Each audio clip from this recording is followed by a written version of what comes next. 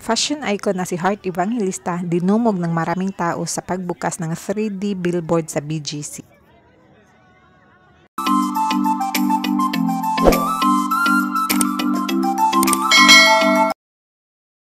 Welcome to Cuties channel, and for today's video, isa si Heart sa mga bisita na dinumog ng tao sa kauna-unahang 3D billboard sa BGC.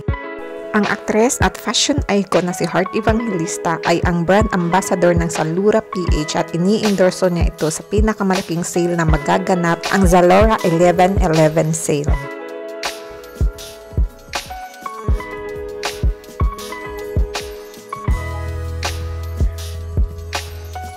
Sa pagbukas ng 3D billboard, makikita agad na si Heart Evangelista ang kauna-unahang tampok nito. Successful ang pagbukas ng 3D billboard sa BGC dahil sa napakaraming taong dumalo dito. Makikita na dinumog si Heart ng maraming tao at kaliwat kanan ang nakipagpicturan sa kanya.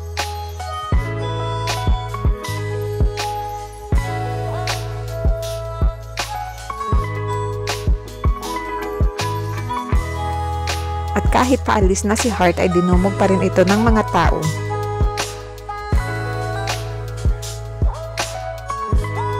Masaya ang mga tagahanga ni Heart dahil wala itong kaarte-arting kumakaway at nakikipagpicturan sa kanila kahit sa dami na ng tao.